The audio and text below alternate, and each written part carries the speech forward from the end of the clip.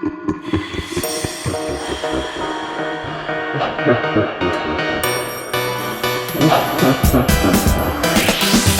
focus particularly on 3 of those threats, which are climate change, pandemics, and loss of biodiversity, because we have common solutions in some instances for all 3, which is repairing our broken relationship with nature. This is Climate Curious, the podcast for people who are bored, scared, or confused by climate change. I'm Maryam, Pasha, the director and curator at TEDxLondon and the co-host of this podcast, alongside the amazing Ben. Hi, I'm Ben Hurst, activist and advocate exploring what positive masculinities can look like, and self-confessed climate normie. Bugs, creepy crawlies, other unmentionable creatures that we can't mention because they begin with an S and I'm really afraid of them. We love Halloween at TEDxLondon. And we were thinking about some ways we could bring some good old spooky goodness into our event this evening. And then we remembered, oh, it feels like I'm reading a spooky story. Right, and then we remembered, oh wait, we're living in a real life horror story right now, and it's called climate change, which is pretty dark, but we were reminded of an awesome speaker that we met the other day at TED Countdown, this year. And he wrote this wild breakout article in the New York Times explaining how The Last of Us, the TV show, and the video game was pretty accurate. Because our planet is literally a warming petri dish, waiting for its next fungal zombie disease to run rampant. Sorry. That's, again, pretty dark. Sorry. But you've had too many climate solutions this evening. Actually, no, that's not true. Inaccurate as well. Yeah, he's going to have climate solutions as well, but we'll get into it. All right, let me tell you about him. Our guest this evening is a physician with Conservation International. He is a disease detective working in pandemic prevention. He's worked around the world responding to Ebola outbreaks and leading New York City's COVID-19 contact tracing program. And he also has some amazing tattoos, which he'll tell you about in a little bit. So on a mission to connect health to the climate crisis, please welcome Dr. Neil Vora. Woo!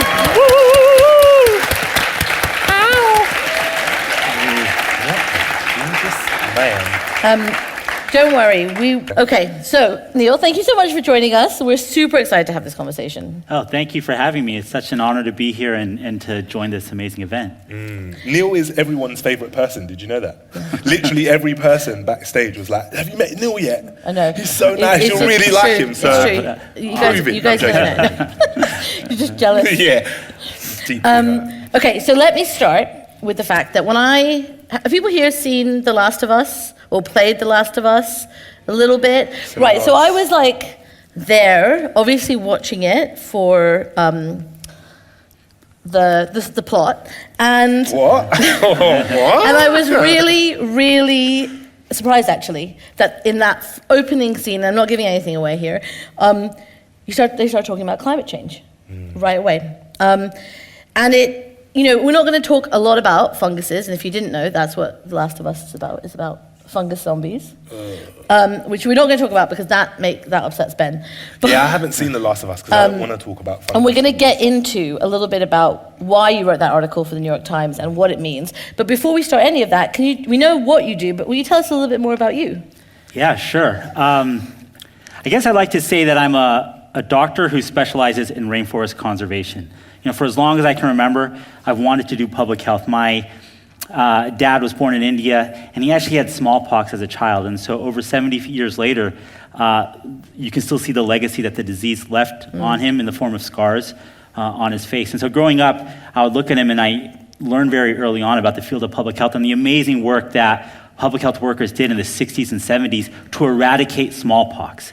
That's a gift that keeps on giving. None of us essentially have to worry about smallpox through natural transmission. But at the same time, I also love animals. I've been obsessed with animals also for as long as I can remember. And so I decided that I would go into a medical career, but aim my career at saving nature for people. And I'm living the dream right now. I get to work for Conservation International, and I talk about saving rainforests every day so that we can keep people alive. So it's a dream job. It's awesome. And we want to actually talk a lot about that. But before because I just need to ask a little bit more about The Last of Us. Is that okay? Yeah, I'll allow that on this occasion. Yeah. And this article, because I was working with Neil on his TED Talk, which will come out shortly, and you sent me this article from the New York Times, which I then read and panic sent to everyone I know. Tell us a little bit about what was in that article and why and how that relates to funguses and climate change. Yeah. Well, first thing I'll say is that I love zombies and vampires. Right. And this is going to be stressful, isn't it? I can feel it coming. I can feel it.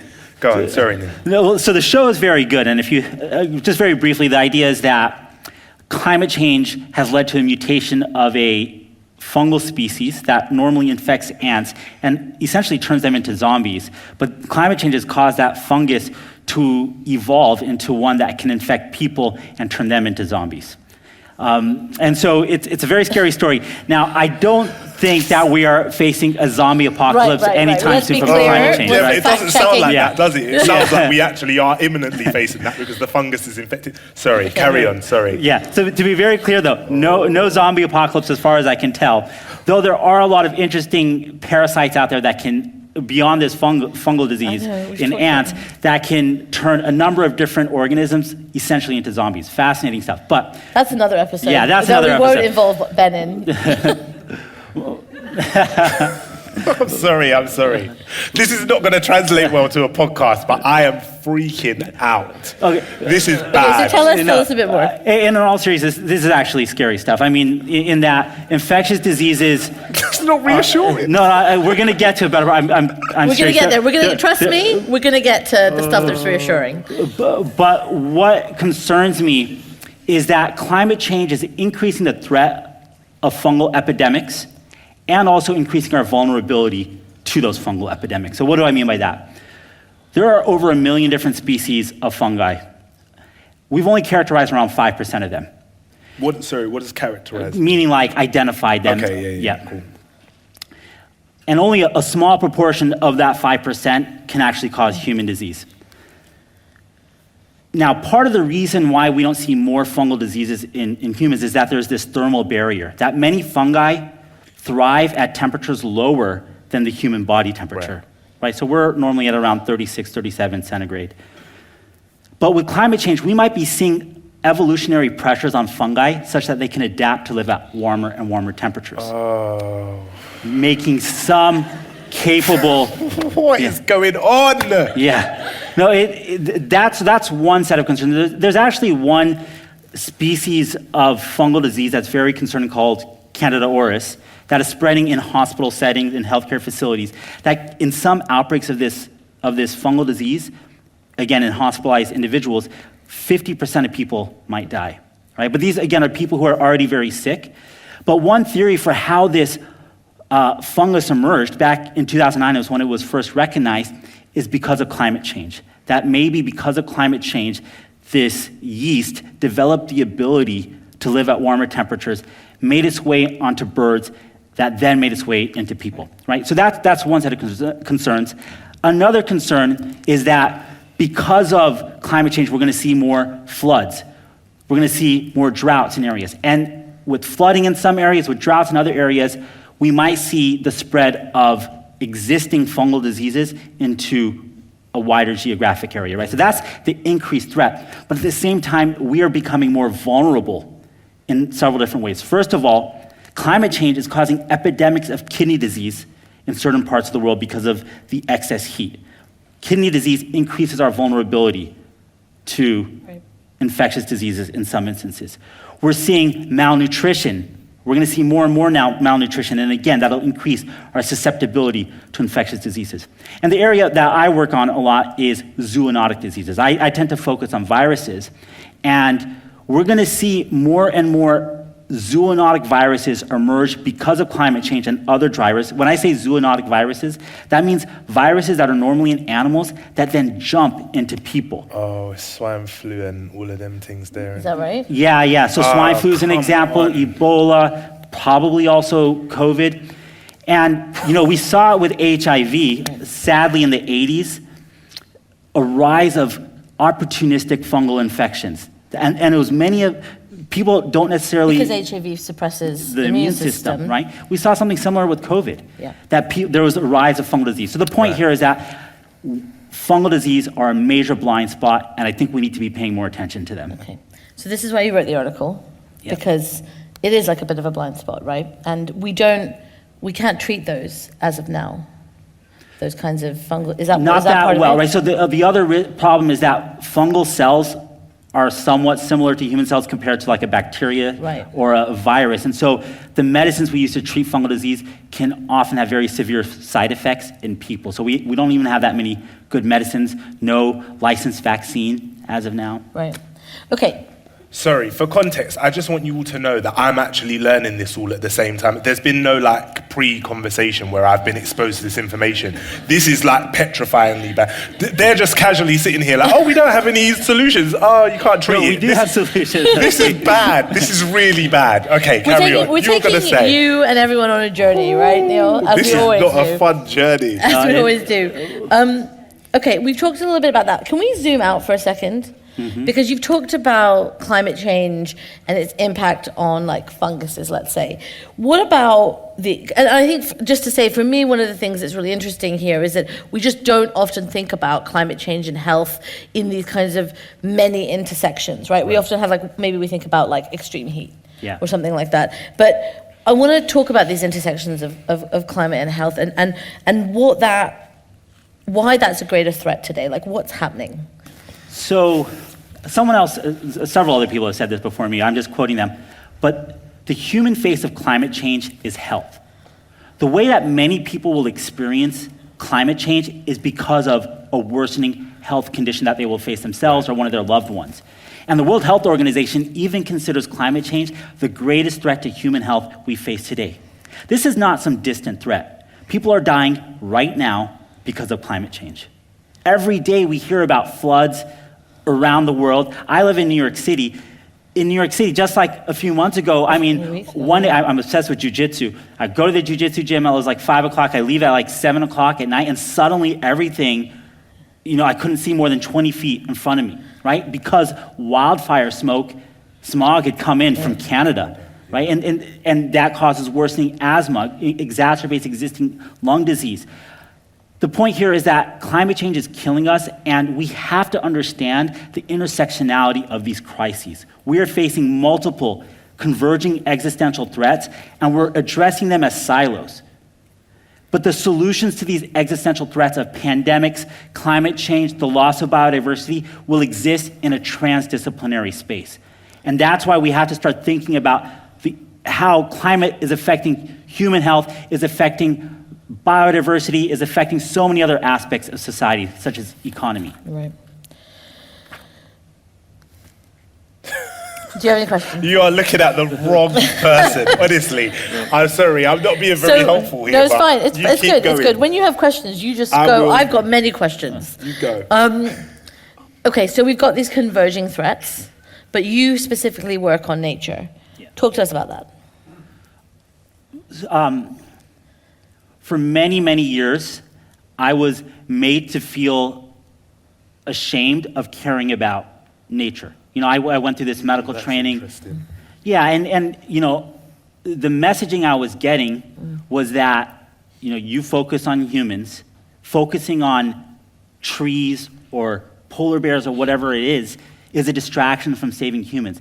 But the reality is that we need nature to survive. Without nature, we're not going to thrive as a species. Everything is interdependent. And that's what we seem to have forgotten. We seem to have gone down this track of human exceptionalism, that somehow humans are different. And again, I'm just quoting someone else. Humans, we are not apart from nature, we are a part of nature. Right. And so the point here is that my work is about trying to save nature for people. And I focus specifically on trying to save rainforests to prevent future outbreaks of infectious diseases. Right. Yeah, that makes sense, because we're, in theory, or in practice actually, we're just another animal that lives on the planet, right? Like, we're not actually any different. We have opposable thumbs and like buildings and stuff, but ants have buildings, so we're not that different. Like, we're not as different as we think we are. Yeah, you're... Yeah. And if we're saving it for animals, then we're also saving it for ourselves, I guess. Yeah. Absolutely, right? We're not going to have clean water. We're not going to have food, right? We heard about peatlands and the importance of that for our water supply. I mean, we need nature to survive, at the end of the day. We won't have food, we won't have water, we won't have good mental health, we won't have protection from infectious disease, we won't have medicines. Nature is a medicine chest. And we, are basically throwing it in the trash when we have so many diseases that are currently difficult to treat. So I might be jumping ahead here, correct me if I'm wrong. I don't understand how the work that you do. Do you work with people or do you work with animals? Or do you work with rainforests? I work behind a computer a lot and send a lot of emails. Right, okay. But so I mostly do policy advocacy, and more recently, I have the great honor of being a co-chair for a new Lancet commission. The Lancet is a medical journal, and so I have two amazing co-chairs, and we have around 30 brilliant commissioners from around the world, and together we are trying to basically lead a scientific effort to look at how to prevent pandemics. Right. And so I do science and policy work. So I think I know the question you're asking. I'm going to pick at it a little bit, which is this idea of, you mentioned rainforests, that you work specifically on rainforests. And I know that you cover this in your TED Talk, but can you give us like a bird's eye view of the relationship specifically with rainforests and health, and why these two have these interactions? Mm-hmm. So rainforests have many health benefits, right? Medicines, food, biodiversity, right? And that's like the big picture, mental health. I focus specifically on the infectious disease side, right? So to take a step back, since at least the 1940s, we have seen infectious diseases increasingly emerge around the world. And most of those emerging infectious diseases originate in animals and then jump into people. We call that spillover. And so when we're trying to understand why spillovers are increasing around the world, it's important to recognize that it is because of human activities. Human activities such as deforestation, wildlife trade, the way we raise farmed animals, and human activities that lead to climate change, right? And we can dive deeper into the deforestation. There's at least 3 different reasons why deforestation, so clearing and degrading tropical forests, leads to more infectious disease emergence. Reason number 1 is that when you clear forests, you create this edge where people then, whether intentionally or not, start interacting more with the forest, right? So they build roads, they build towns, farms, whatever it is. And so there's more opportunities for people to interact with wildlife, and then for those wildlife viruses to jump into people. Reason number 2 is that just like us, when we lose our home, we get stressed, we're more likely to get sick, with whether a cold or something more severe. Same thing goes for animals. When you're clear-cutting the forest, we are stressing out animals, leading them to be more likely to get sick and then pass on, or not necessarily sick, but more likely to get infected with pathogens and then pass those pathogens on to us. And finally, when we clear forests, we lead to loss of biodiversity, so the variety of life in that area. Biodiversity is a good thing for our health, but what research has shown is that when you clear those forests and have less biodiversity, the animals that tend to disappear are ones that can only live in the forest, but the ones that survive are ones that can live alongside people. Right. Those ones that survive and can live alongside people are also the same types of species that can harbor pathogens that can then go on to infect us. And examples of where deforestation has led to outbreaks include Ebola and probably Nipah virus. Nipah virus was discovered in the 90s in Malaysia when it caused a major outbreak where people experienced a brain infection. Nipah virus kills, in some outbreaks, more than 50% of people that it infects. Very severe infection. And again, because of that clear cutting of forests in Malaysia, one leading hypothesis is that bats got displaced. So they started living in the pig farms that were put in those areas where forests used to exist. Then pigs got infected with that virus, and they then pass it on to people. Is this what people were saying about COVID as well? Is that the same? Am I making this up? Is that a bad link? No. They were saying that it came from bats, right? Yeah, you're entirely right. There's many coronaviruses that are related to the virus that causes COVID that have been found in bats. And the science... Sorry. Yeah, well, the science very strongly shows that wildlife markets were the origin of the COVID pandemic. And I know there are other theories about a lab leak, but again, if you look at the peer-reviewed science, it looks very strongly like it was wildlife markets. But even if you disregard that, I mean, we know that wildlife markets, like the commercial wildlife trade, Can you talk about what is a wildlife market in case people haven't heard of it? Yeah. Maybe most people might have, but. And I'm referring here to places where wildlife is sold in an urban setting. I'm not talking about people in rural settings who hunt wildlife for cultural reasons or for their sustenance. People have a right to access wildlife. But what I'm talking about, in a place like London or a major city in China or in New York City, we don't need to have wildlife markets where live wildlife are sold, particularly birds and mammals.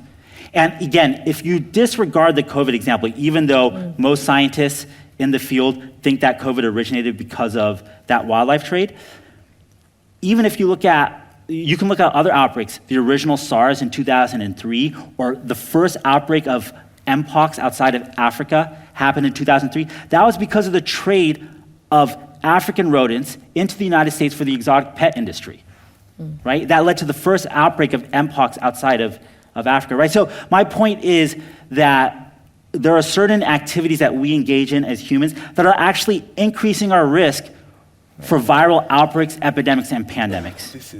This is crazy. I'm looking at people's faces to see if they're having the same reaction as me. I thought SARS was like a powder in an envelope situation. I didn't realize that was rodents being sold. Okay, yeah, keep going. Keep going. So you did this TED Talk, which we will all watch when it comes out. What didn't you get to say? I talked before about the convergence of existential threats, right? For me, there's existential threats that I worry about constantly, but I think there's solutions to many of them. If we started putting our heads together. You may not be alone. But climate change, pandemics, the destruction of nature, particularly the mass extinction that we're experiencing. I focus particularly on 3 of those threats, which are climate change, pandemics, and loss of biodiversity, because we have common solutions in some instances for all 3. Right. Which is repairing our broken relationship with nature. So Ben, do you have a question? Because I'm looking at this audience, I'm looking at you. The only question I want to ask is, how do we solve the problem? But I feel like you're going in that direction. I'm going in that direction. I'll let you cook. Because you mentioned solutions. You mentioned. I'm stressed. You should all know that when we were planning this with our producer, Josie, I was like, this is going to stress Ben out. Just so you're aware. I'm stressed. So you talk about solutions, right? This is actually, in the work that I am familiar with of your work, the thing that I find actually incredible is this is all like a lot of very intense. And for those of, you know, on the ground with Ebola, doing this kind of in the research, you know this stuff. For those of us who aren't, it's a lot to take on board. But then there's a really interesting, surprising, and in some ways, I guess, simple solution. Or not simple, but talk to us. I want us to transition more to like, okay, so we know it's bad, and we know that these threats. What do we do? How do we stop this? You know, I joined Conservation International 2.5 years ago. And before I did, I felt so much anxiety. You know, I was working for CDC, fighting outbreaks around the world. I led New York City's COVID contact tracing program. That was a privilege of a lifetime to get to do that type of impactful work. But I felt this anxiety that I didn't understand the solutions. It felt like, you know, climate change is happening. I'm not doing anything. And I joined Conservation International, and I've never felt more hopeful for the world, because now I get to work with people at all these organizations, and I get to be in forums like this and listen to people doing amazing work. And there are solutions out there. And to me, the best antidote for despair is action. And I've have that lived experience in the last 2.5 years, and I've seen the examples of where people have successfully saved rainforest, right? Because again, that's what I focus on, because rainforest, just taking a step back, over 30% of the emissions reductions needed to reach our climate goals come from nature, such as keeping forests standing. Yet those nature-based solutions get less than 5% of overall climate funding. So we have this disconnect where we overlook nature on the climate side, we're also overlooking nature on the pandemic side. Because again, we don't talk much about how saving rainforests might lead to fewer pandemics down the road. Yeah, it's the first time I've ever heard it, to be right, fair. Yeah. But like if we invested in forests, for example, we have every dollar spent in saving forests is a dollar that goes a far way. Because not only are you mitigating climate change, you're saving biodiversity, and you're also potentially preventing the next pandemic, right? And people have done this before. They've shown how to save rainforests. One example that comes to mind, well, let me give you two examples. One is Health and Harmony, which is this amazing nonprofit that originally started working in Indonesia that's focused on listening to indigenous peoples and local communities and then supporting those indigenous peoples and local communities in implementing solutions. And this NGO showed that, at least when it comes to a local level, when local communities are engaging in deforestation, in many instances it's because they don't have means to otherwise survive. They need to clear forests so that they can generate income to pay for basic health or other basic services. This is a matter of survival for them. So this NGO invested in healthcare in the area, and it invested in training people in alternative jobs rather than logging to engage in other types of jobs such as organic farming. And they showed that after a decade of this type of work, that there was a 90% reduction in the number of households engaging in logging. And at the same time, infant mortality dropped by around 2/3. That's a win-win for people and planet. These solutions exist, but for too long, even in my own prior life, we've kept them as people and planet as an opposition, but we need to find those win-wins. The other example I'll give is from the Brazilian Amazon. From 2004 to 2012, the Brazilian government implemented this very expansive effort to return territories to indigenous peoples, to crack down on illegal deforestation. And basically, through the course of that effort, they found that deforestation on an annual basis dropped by 70%. At the same time, agricultural output increased, right? So there are ways to save rainforests. It's just, the question is whether we have the political will to do so. So we know what to do, right? We know how to stop deforestation, Yes. is what you're saying. Yeah. It's not the how. Exactly. I have a question. What if I don't care about rainforests? Not in obviously not in a rude way, but what if, I live in a city, right? So there's no rainforest in London that I know of. That's correct, isn't it? There's no rainforest in London. It's what the streets are saying. But if there's no rainforest here, what role do I have to play in healing that broken relationship with nature? How does that work when you're not living in or near that type of nature? We all play our own different role in the climate crisis, right? And particularly if we are based in North America or Europe, we've had a larger footprint in the current crisis than other peoples in the world, right? That's something that needs to be acknowledged up front. But like I said before, this is an existential threat that is already here. We are all being affected by climate change. So even if, I've never visited a rainforest, I've never been to the Amazon myself. That's a dream for me to one day go. But we all have a vested interest in mitigating climate change and adapting to climate change, right? And so that means that if we're fortunate enough to live in a democracy, one thing we got to do is vote.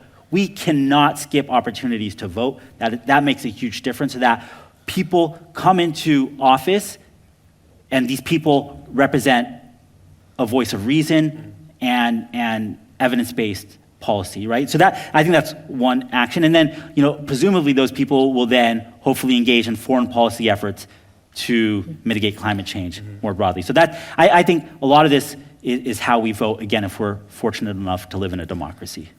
And so that's really about, we come back to this sometimes in the podcast, this idea of systems change. So it's not just about the individual action, although voting is a really powerful individual action. It's about the systems that perpetuate this.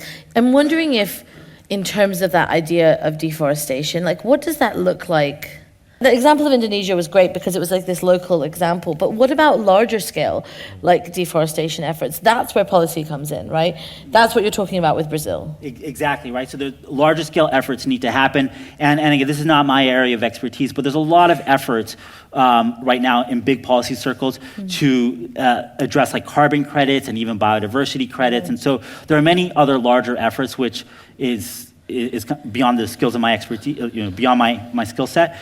But I will say again that there's a lot of talk about saving forests, yet in recent years, in many parts of the world, we've seen deforestation rates increase.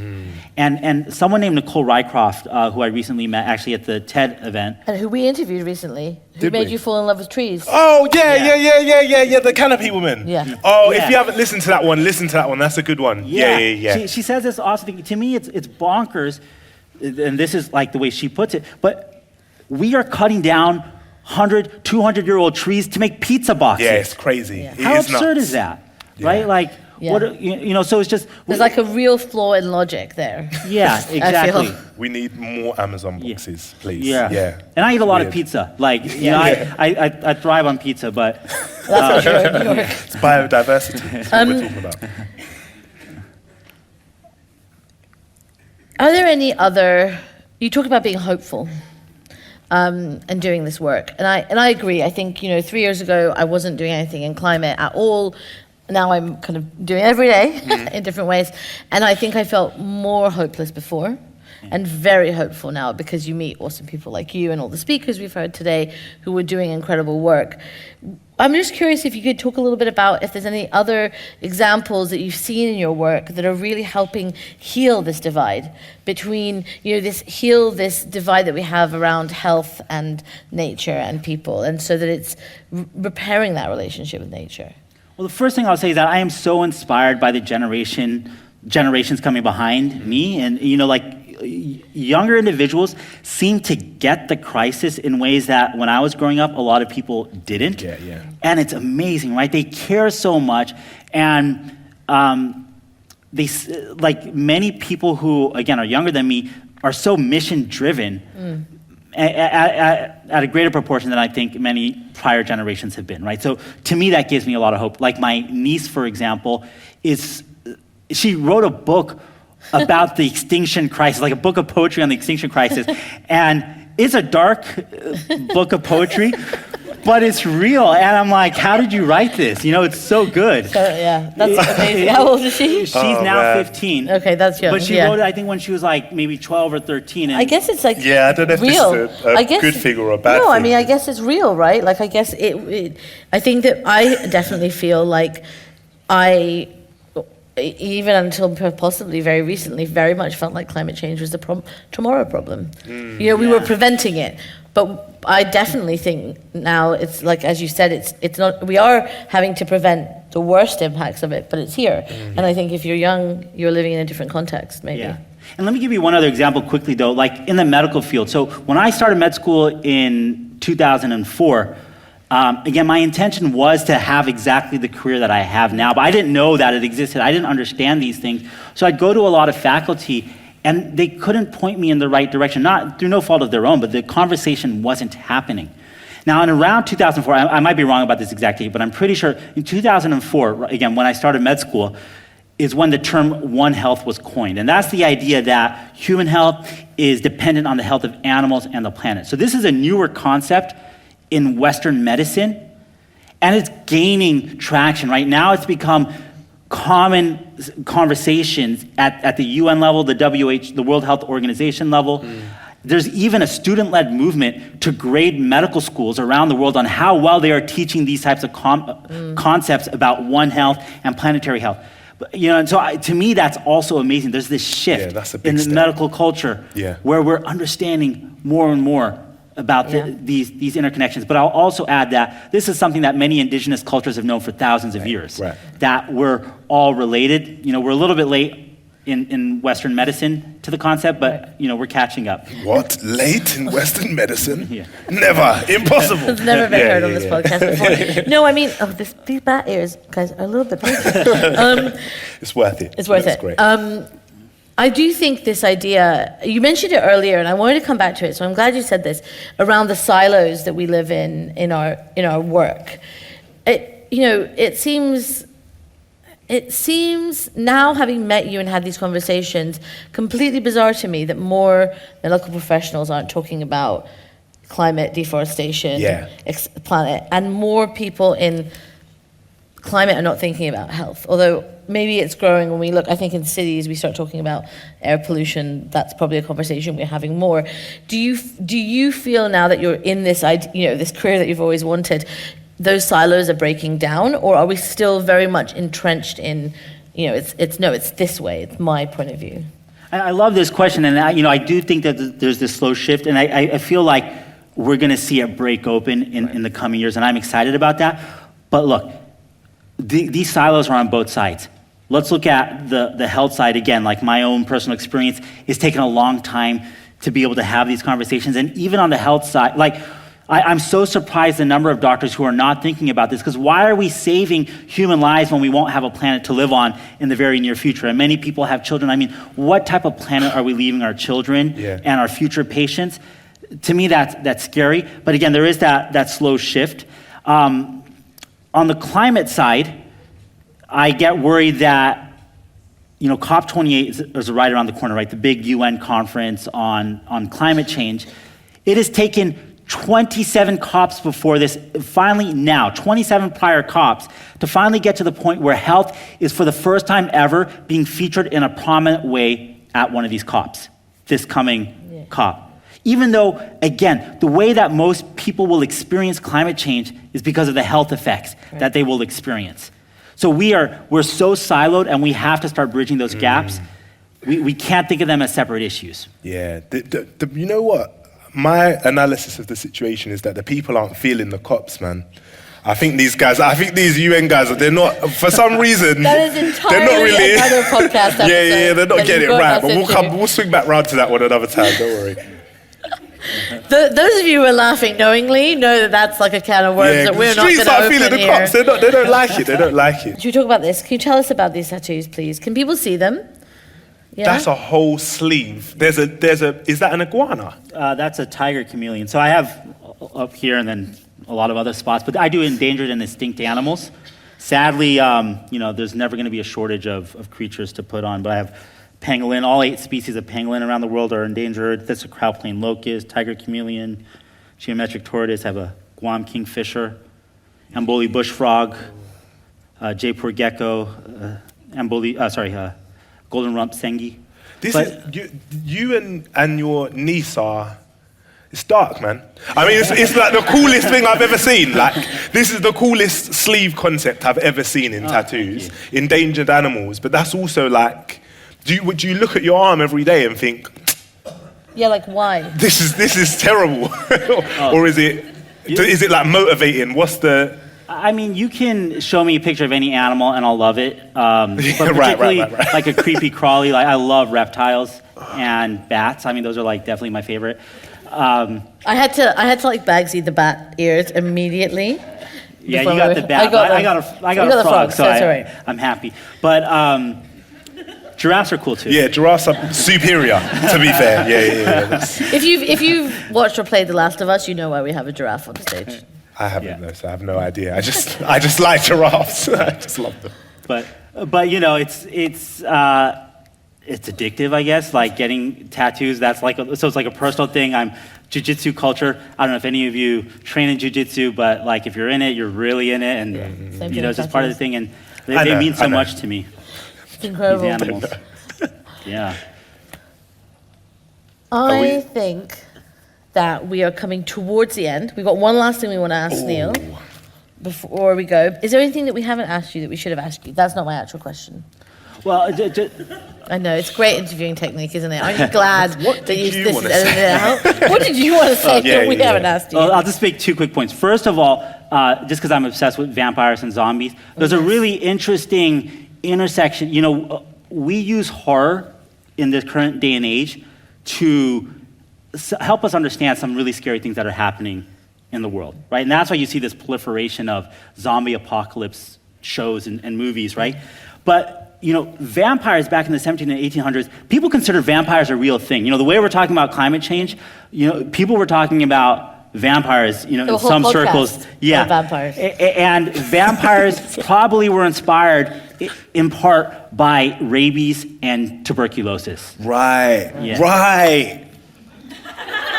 Oh my gosh, right? Right, they know. Yeah. Oh my gosh. Yeah, and I'm a tuberculosis doctor. One day a week I see TB patients. TB is a horrible disease. After COVID, it's the leading infectious disease killer in the world. Over 1.5 million people die a year of TB. 1 in 4 people are infected with TB in the world, and that's a neglected disease. But I'm just saying, horror is a real way for us to understand the world and what we're experiencing. And so, Last of Us, I appreciate the show because it really put fungal disease, I think, in the spotlight in a way that hadn't happened before. And also, we're talking about climate change and health intersection in new ways. And I heard something about a fungal disease where people are breathing in the spores now. Yeah. That's not the zombie one, though. No, and again, just to be clear, I don't think we're going to see human Zombies, yeah. But you're right about the inhalation of spores, particularly in people with weakened immune systems. Diseases like coccidioidomycosis, they can be devastating, and we might see the spread because of climate change. Models show that it will be spreading more. And this is something we haven't talked about a little bit, but the adaptation that's required in the health service. We were talking, I heard this summer in France, they were seeing tropical diseases in Paris, and the health services are not, that's not what you're looking for if you're a Parisian GP, right? Yeah. Same thing here. Do you think that there's going to have to be that adaptation in the medical field as well to start expecting that kind of unexpected? Yeah, and I'm so glad that there's a lot of conversation about this in the medical field in ways that there haven't been before. And so we need better diagnostics, we need better medicines, right? We need better vaccines. All that needs to happen. But my concern is that we're so focused on the Band-Aids, because we need all those things to save lives, but that's a Band-Aid on the larger problem, which is our activities are driving these infectious diseases to occur. So we should also invest in preventing them by fixing that relationship with nature. We're not going to cure our way out of it. Yeah, I like the way you put that. Yeah, I like the way I put that as well. Yeah. Every now and then I've got some. And now it's time for our climate confessions. Let's fess up to the bad habits we just can't kick. Climate confessions, Neil, to tell you a bit more about it, is a question we ask every single one of our guests. So when Ben and I started doing this podcast about, 2 years ago? 4 seasons ago. Yeah, 5 seasons ago. There was this real feeling we had that maybe everyone who does this kind of work in climate is perfect. And that's like a prerequisite for having to be impactful and effective in their climate work. But actually we're all just human and we're all imperfect. And so we get our esteemed experts to confess their climate sins. One. So your climate confession. Or several. I will, Ben, do you want to do an example to start, and then I'll finish with one? Oh yeah, I've got a good one. So we've been, how many seasons deep are we? 5 now? 5. We have made many confessions. Listen, I've confessed my way into heaven, I think, at this point. I've done a lot of telling of my secrets here. But one that I realized the other day was when we were planning for this event, Maryam told me I had to source an outfit that was sustainable. Yes. And I realized I didn't know where to start with that. I had no idea. I looked through my wardrobe. I was like, no, All Saints, no, Zara, no, nothing. There was nothing in there that could be used for this purpose. So fortunately, I've managed to find a suit by my friends, or from my friends at TEDxLondon, which is a beautiful suit if you're listening to this podcast, and you should definitely look and invest in their suits. But it's slow fashion, sustainable. But my confession is, this is now, I don't even own this. They've loaned this out to me. Good, so I actually still have no sustainable clothes. So I've got to do a better job, man. I'm trash right now, but I'm gonna get better. I am gonna get better. I am. I don't know how you're going to follow that, but do you have a climate confession? Well, yeah, that's a hard act to follow. But you said trash and clothing, so I had to say this shirt right here is by this designer Timothy Westbrook, who makes clothing out of trash, and so he's amazing. I'm going to be honest with you, I'm not sure you're understanding the concept of the climate confessions. I'm joking. My confession in all seriousness. That was just to make you feel bad. You weren't even more trash. Okay. Conflict, he is also my friend, but so just be aware. But my confession is that, look, I love animals. I've tried for so long to go vegan, but I eat a lot of pizza. And also, I grew up eating meat, and so I have these intense cravings for chicken sometimes, and in a moment of weakness, I'll eat chicken, and it A pains moment me. of weakness. But like, I really appreciate what you're saying. Right? We don't need, like, I think Clover has said this before. We don't need 100 perfect activists. We need 1 million imperfect activists, and I'm far from perfect. Thank you for that confession. That was a good confession. So to wrap up, Neil, thank you for joining us on this Thank very you so spooky, much. spooky. Also, honest you have to special. come back, man, because I'm still feeling stressed. I'm going to be honest. So, I know you're sitting on more solutions, and I need them desperately. So we'll do part 2. Great. Yeah. Great. So round of applause, Thank please. you so much. Right. Okay. Thank you for joining us this week. We really hope you enjoyed this episode. If you did, please hit the follow button to make sure you get next week's release. We are now officially crowdsourcing Climate Confession, so please leave yours in the ratings and the reviews section, and we'll shout out for you next time. And shout out to our fabulous team behind the pod. This episode was produced by Josie Colter, artwork designed by Rebecca Mingus, Curation by Maryam Pasha. mixed and engineered by Ben Beheshty, Music also by Ben Beheshty presented by Ben Hurst. and Maryam Pasha. Remember, stay curious.